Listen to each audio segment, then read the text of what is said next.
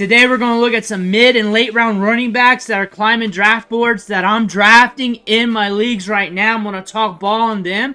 We're going to discuss strategy like we always do. We do more than talk about the players. We talk about the draft ranges, the range of outcomes, the other players on the board, other options, and everything else. Before we dig in, you need to click that subscribe button right now. We're talking about these players every day. We're strategizing about your drafts every day. 0 RB, 0 wide receiver. We're doing it all every day on the regular. Click that subscribe button. Stop missing out. We're looking at the mid-round running backs because there's a lot of value here in the middle rounds at the running back position. And starting off, Alvin Kamara's got a ton of value. RB 18 off the board, round 7 draft capital. But home league drafts will be different. But mid-round draft capital is where he's pegged at. And he's also going in a spot of drafts where the wide receivers are tearing off. The wide receivers are more like upside plays that are a little bit more expensive, more than likely going to hit than the other wide receivers who are considered upside plays later on down the board. Alvin Kamara, though, going to be using the passing game, going to be getting opportunity until it stops happening. Expect him to get volume until he gets hurt or until something happens. That's not a prediction. That's just real life for running backs. Expect him to get 5, 6, 7 targets a game, pushing a 20% target share. Expect him to have a good route participation rate until something changes, and he's going at a good discount. I like him good as an RB2. I like him good as one of those running backs you're looking to get if you're going 0 RB. Like if you're straight up hammering wide receivers, middle rounds, you're looking at running backs. He's one of the running backs I'm breaking my 0 RB bubble for. Alvin Kamara is one of those guys. If I'm going hero RB, if I'm getting my top running back early, and then I'm hammering wide receivers and tight ends, he's the guy I'm busting that RB bubble for to break back into those running backs. He is one of those guys. That is the strategy with him. He's a good value, even if it's like round 6, late round 5 in your home league draft, and you're looking at wide receivers, and wide receivers really starting to get icky there for you, and nobody's really falling. Good time to go with Alvin Kamara. Good time to get your RB2, maybe even RB3 if you're going robust RB. You might not be getting Alvin Kamara, but how ADP is laying down right now, not many people are going to go robust RB as years past, but if you are, you might be looking wide receiver in this range. Alvin Kamara, though, I like him here in this spot at this price. Same thing with Aaron Jones. Maybe a shade less in the fields department for him. But round 7 draft capital, I think in home league drafts, considering Sam Darnold, he's going to allow you to get you a discount on Aaron Jones because less people are going to be excited about the Vikings offense, potentially in a home league draft. So he's going to float around that round 7 draft capital in ADP in home leagues. There's no such thing as home league ADP. So you kind of got to look at ADP from Underdog and other sites and just try and guess it. Aaron Jones, RB19 off the board, middle round pick, and he's going in that area where people are speculating, taking gambles at wide receiver. Here's a good spot to pivot the running back, get your RB2, RB3, depending on your build. If you're going 0 RB, if you get him, Alvin Kamara, you're looking pretty good. You're looking very good, especially if you're jacked up at wide receiver. If you're supremely jacked up at wide receiver and you're rolling with 3 wide receiver ones every week, and now you're getting 2 running backs here that are getting a lot of volume, think about it. Running backs get hurt. Running backs get hurt often. Most running backs miss 2 to 3 weeks out of the year. Some of them miss a lot more. And if you're paying a lot for a running back, you got that in jeopardy for what you're drafting here. So if you're getting a good running back here that's getting volume at a discount, you're drafting good touches at a discount here. That he's going to get volume in the passing game. 3.8 targets per game last year in Green Bay. Should see something like this with the Vikings. This is an offense that is fast-paced. Last year, top 5 in the league in pace of play. Years prior, top 3. The 2 years prior to that. So last 3 years, top 5, more like top 3-ish in pace of play. That being said, this team identifies with being fast-paced. They're going to try to get the ball out. They're going to try and be faster-paced. Even with a downer at quarterback play, they're still going to try and move the ball. They still got Justin Jefferson.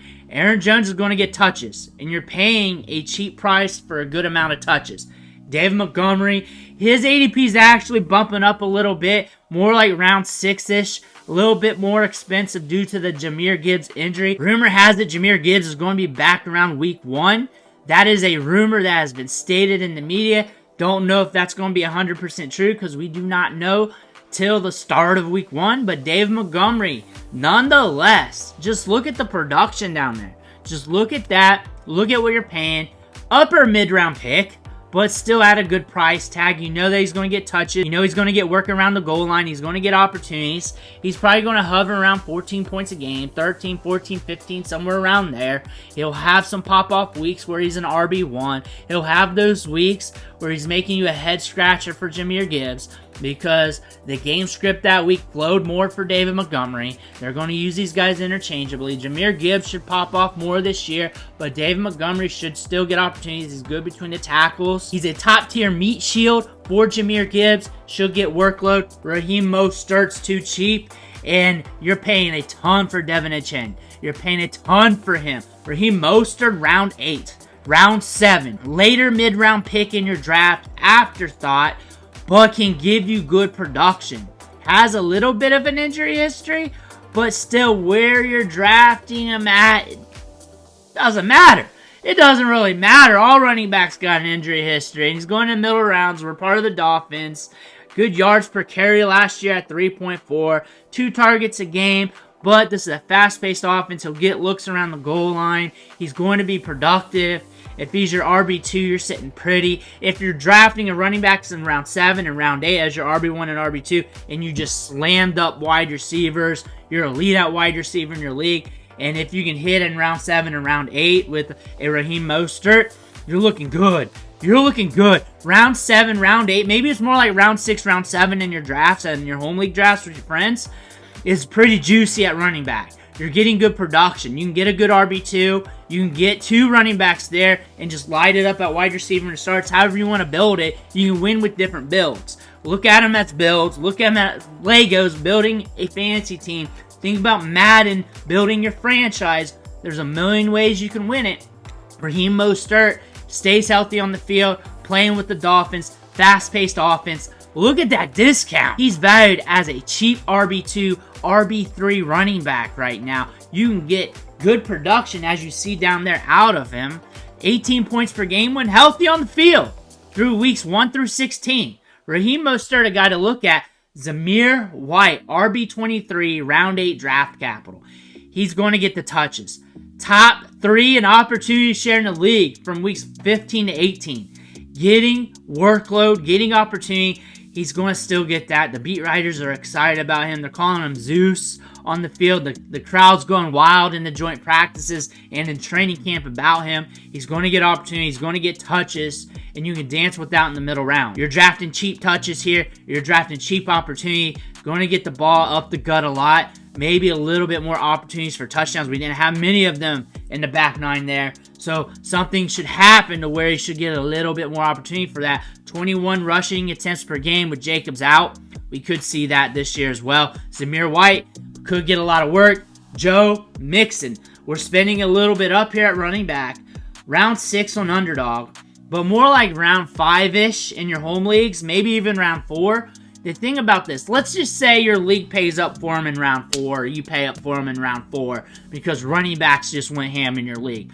You could still go wide receiver, wide receiver, wide receiver, Joe Mixon, and you're rolling with 3 very good wide receivers.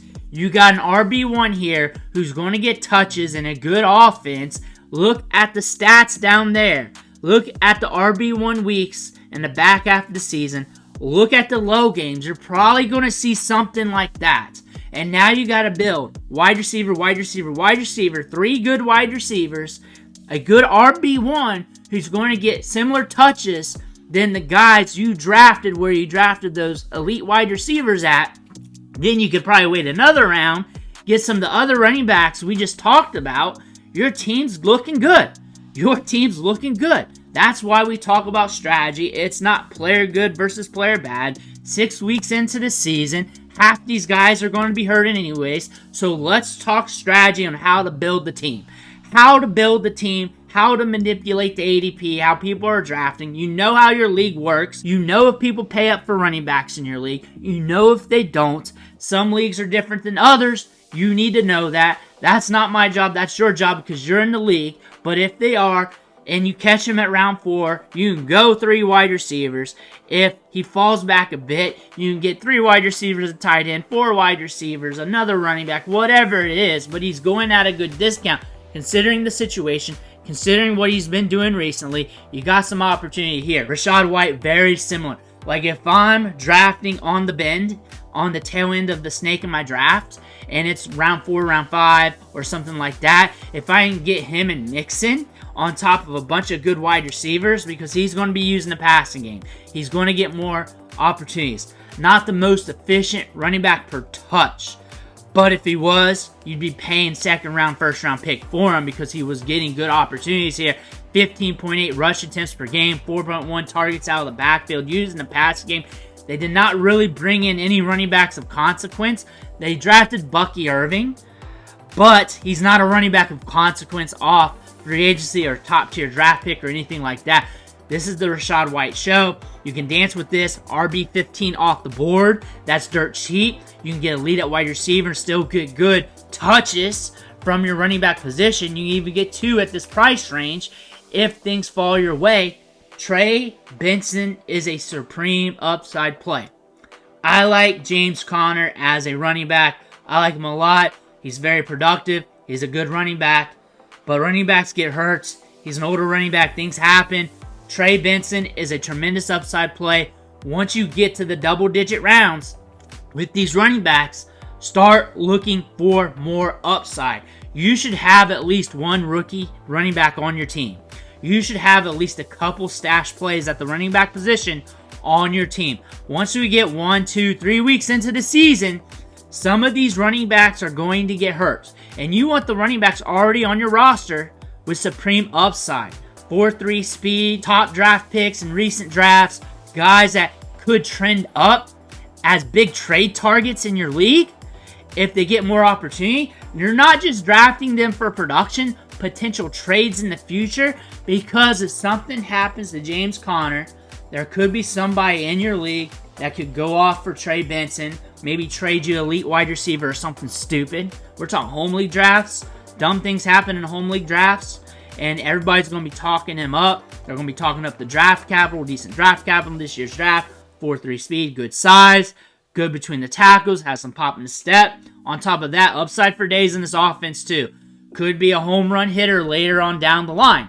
Ray Davis, same thing, but much cheaper. He's good in pass protection. He's going to earn his way on the field. We still got a lot of preseason to go. So if he sucks this weekend, just disregard this. Maybe, maybe not, though. He's got good pop and step. He's got good vision. He has fumbled a little bit in training camp, but James Cook has as well. That's just something we've seen out of this backfield. We talked about that. That's why we look at the training camp videos and look at training camp in depth, especially for these young guys. Ray Davis is a very dependable running back in the pass blocking department and with his vision. And with that being said, that's going to allow him to be on the field.